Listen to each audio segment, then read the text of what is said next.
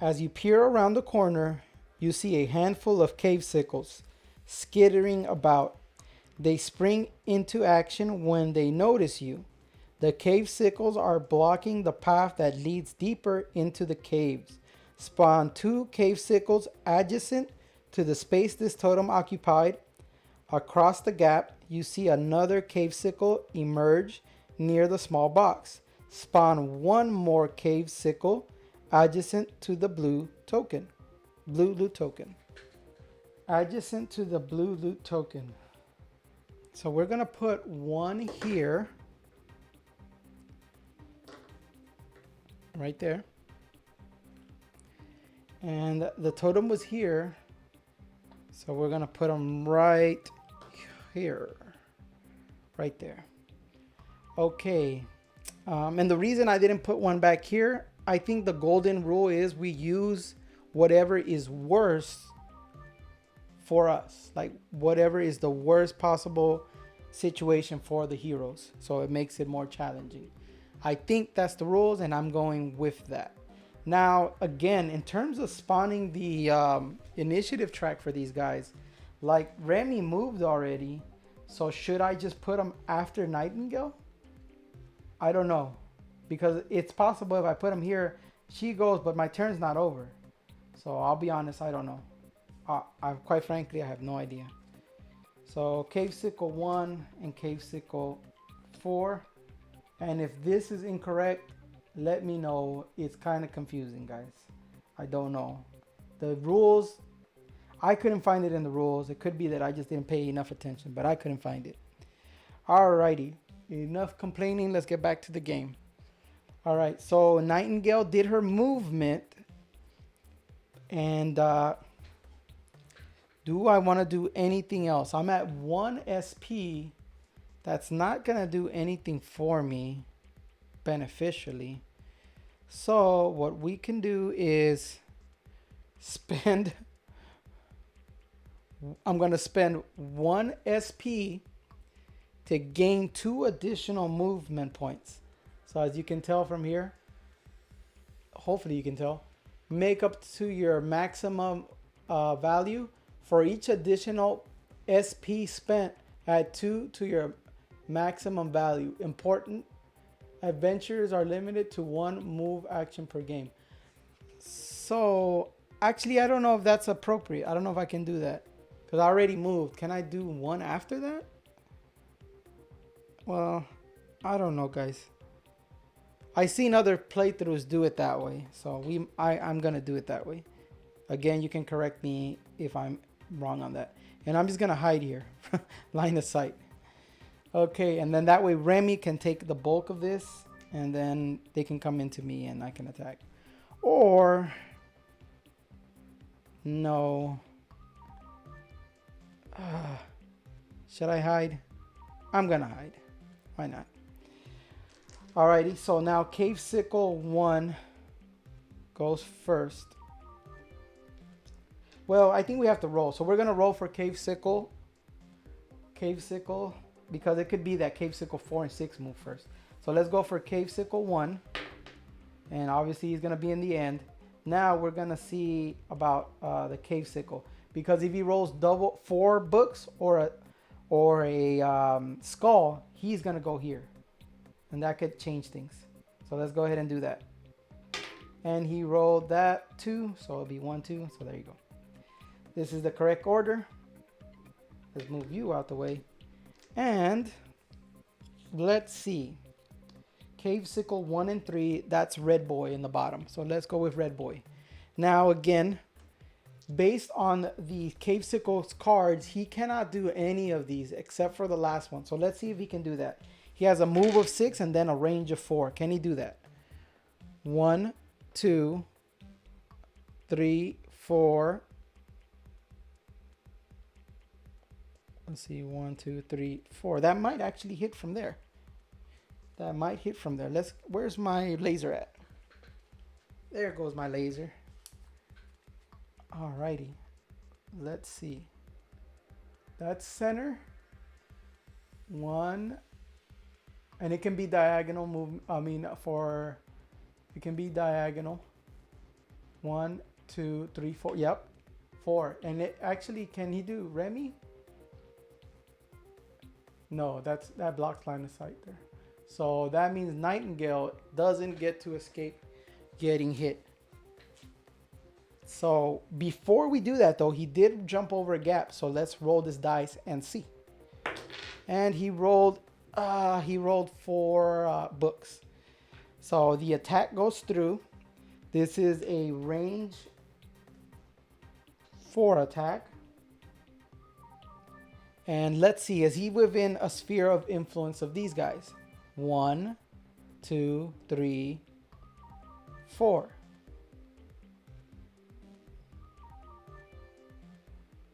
Yeah, so he has these 2 within sphere of influence. 1, 2, 3, 4, 1, 2, 3, 4. So that means, according to his thing, he has 2 people next to him. So his attack is double orange. Again, his attack is going to be move 6, then do a range attack of 4. So, and the hive mind, there's 2 next to him, so that's 2 oranges. This is going to be a devastating attack on Nightingale. Nightingale has this card, which states, it's the occult shirt. It's the same as the other one. I use it to dodge, and if I dodge successfully, I get to counter. And my passive, as long as I don't roll a skull, I have an additional defense. So technically, we are at 10 defense. Wait, are we at 10 defense? Yes, we are, because of this defense core. 10 defense. That's it. All right, so he has to roll 10 minimum to make the attack go through. And we got a, ooh, nice. So we have 4 plus the 1 from the passive from the card. That's 5, 15 defense. And he only rolled a 9.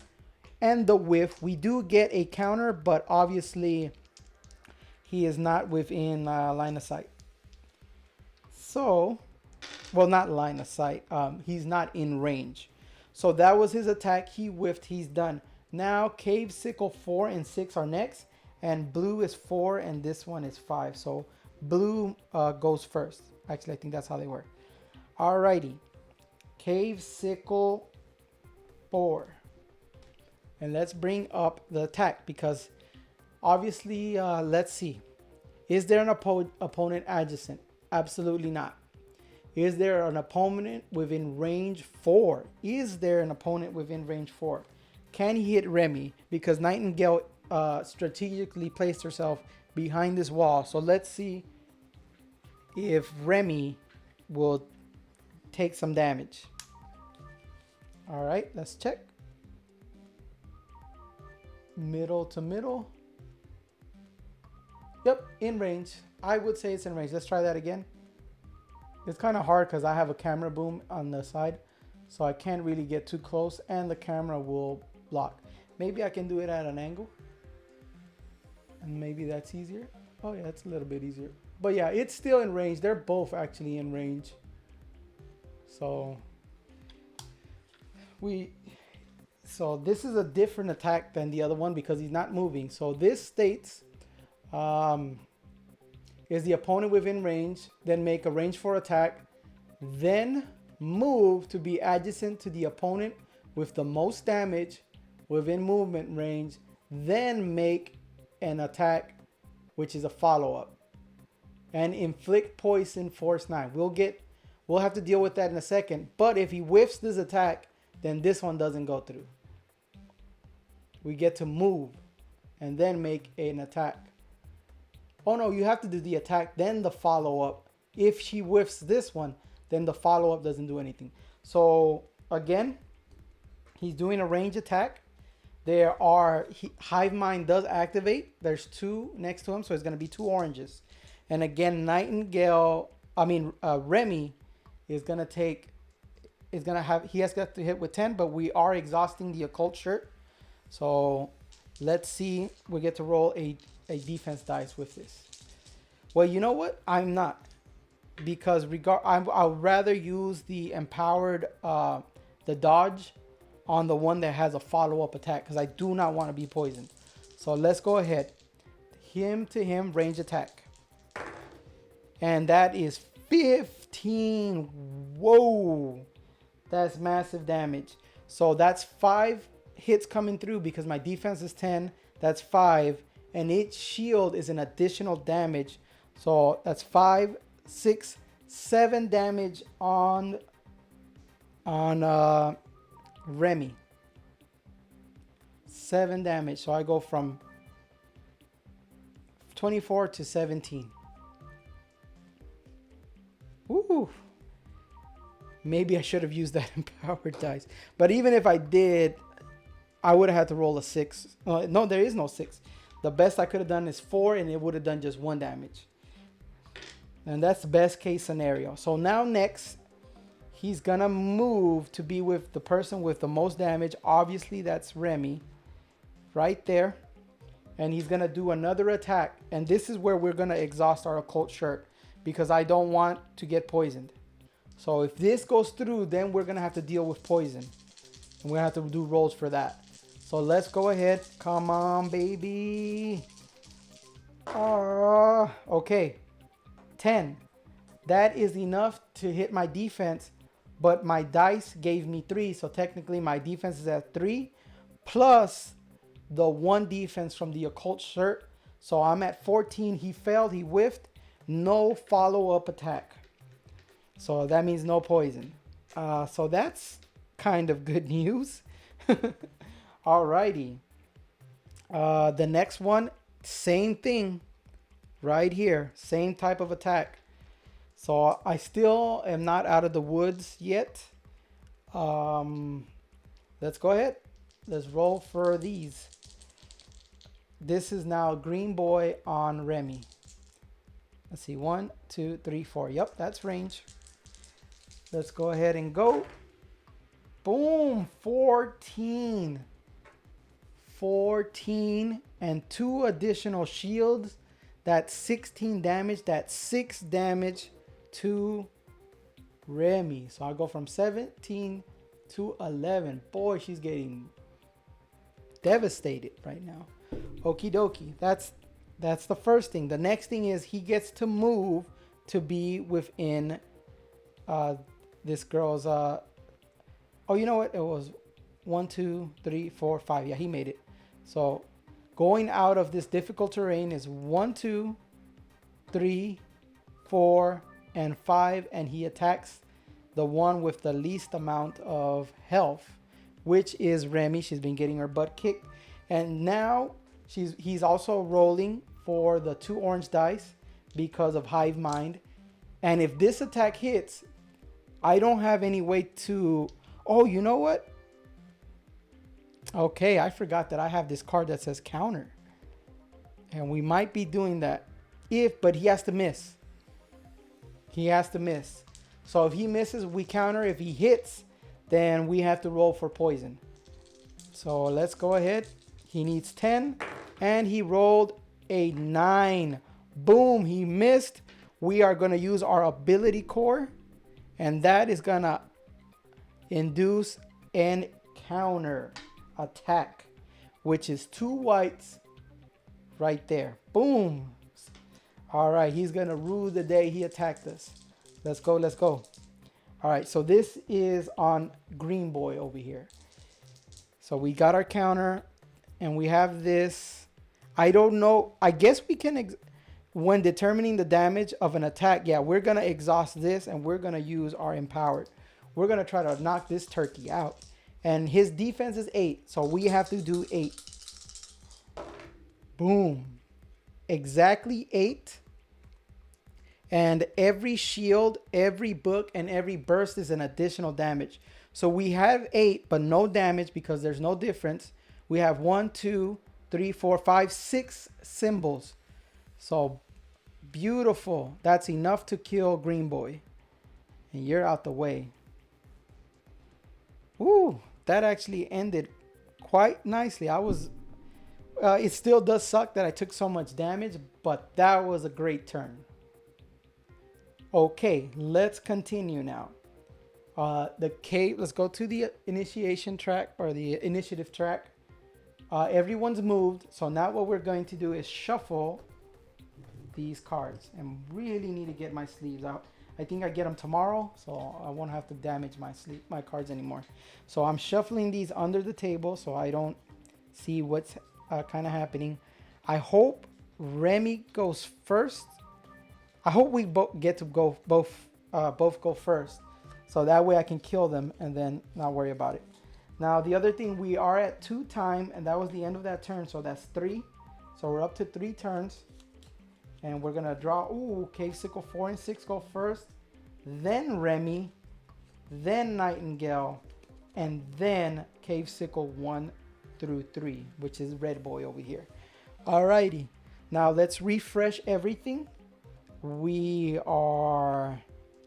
Oh, you know what? I could have re-rolled the dodge roll here. I did not know that. Okay. I got distracted. Let's go ahead. Refresh that. Refresh that. Refresh.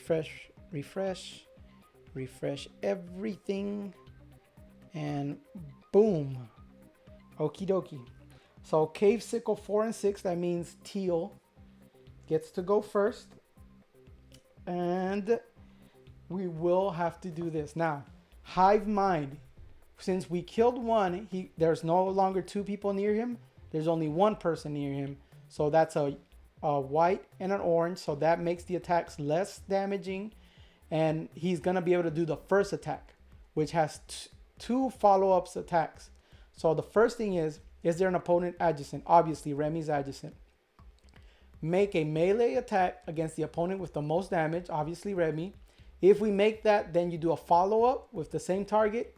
And if you make that, you make a follow-up against the same target. So 3 attacks potentially coming in. And that's a white and an orange die. So white and orange. We are going to exhaust this occult shirt. Oh wait, before we do that, let's reset all our points. So this goes to 4. This one was at 0. We're moving it up to 4. There you go. And we're good to go now. So we did exhaust occult shirt. And we will be using this. So that's our defense. This is the attack because of Hive Mind. So please do not make this through. Okay. 11. My defense is 10. It goes through by 1. But for every shield, I get an additional defense. So that puts my thing at 13 plus the passive is 14. And because he whiffed, he says, if you successfully dodge the attack, counter. So we get to counter on this turkey. So it's now our turn to attack. And this, oh, you know what? This is the wrong person. I have to dodge this one. This is the same exact card, but they do have different artwork. So what I explained still applies. So we're going to counter, and we're going to use our War Axe. And we're going to, are we going to empower? That would cost me 1. No, we're not. So we have this. Am I doing this right? I think I am.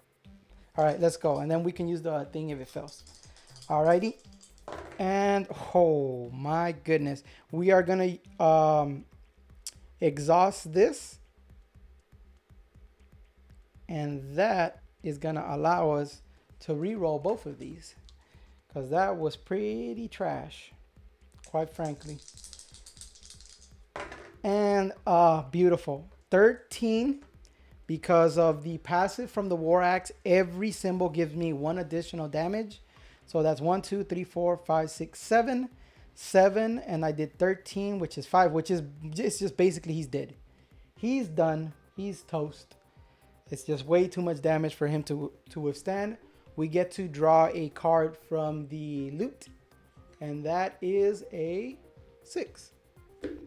So we're going to put the 6 right here on Remy. So she's up to 13. And that's it. That was the Cave Sickle's turn. So he's dead. out the way. And now Remy gets to go next. And let's see what Remy is going to do. All right, let's think this through.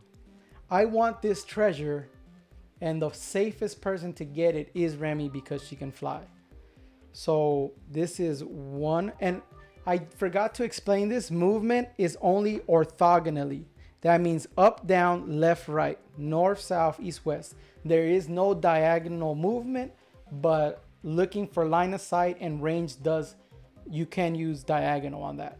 So that would be 1, 2, 3, 4, 5, 6, 7, and then I can empower my things to go further. And that way I won't be attacking, but I will be just moving. So that's what we're gonna do. So Remy goes first according to the initiative, and we are gonna spend our first point. That puts 3, and we're gonna move 7. 1, 2, 3, 4, 5, 6, 7, and then we're going to do an additional movement point to move 2. 1 and 2, and then we're gonna do one more to get the blue loot. So let's see what the blue loot says. You find a pile of treasure. Gain 2 random consumables. In addition, finding this box will look good when getting graded. Gain 2 points. And I will show the points. If we finish before round 5, we get 12 points. So we have 2 points, and we get to gain 2 random consumables. Now, the thing about consumables is kind of weird. I don't know why they did this. They might have their reasons. But you actually can tell what they are from the back. I think it should have just said consumable, and that way it'd be easier. But I haven't shuffled this, so this might be horrible. Especially since I don't have sleeves, I don't do the cross shuffle because I don't want to damage the cards. So this might be a horrible thing. I'm going to shuffle this under the table, and I'll be right back, and hopefully we get some good stuff. Okay, guys, I've been shuffling this for a while. Hopefully I don't pull like the 3 same items in a row. I don't really want to cheat. I actually want the game to be fair, and I want to be fair about the game as well. So we're gonna do a little bit more shuffling. I'm gonna put this under the table, shuffle it, and I'm pulling 3 cards. Alrighty, here we go. We're gonna get the top 3. 1, 2, and 3. Okay, not so bad. I thought it was gonna be worse than that. Now, the other thing that I know, these are the ones that I've used. I don't know if I had to put those back in. It says discard them, so I will put them at the end of the scenario. But we did get 3 consumables. Now, we can only hold 3 consumables in our pack, right? So that means 2 go here. We're gonna use that. 2 go here. And then this one's gonna go in our pack. And in our pack, we can only carry 3, but because we're playing with 2 players, each character can hold 5 in their backpack. So 3 consumables actually on our characters, and then 5 in our backpack that we can't use, but we can use a point to move things around. Okie dokie. Is there anything else to do here? No, there is not. My turn is over. And now we are going to end this turn next turn. But we have to kill this cave sickle first.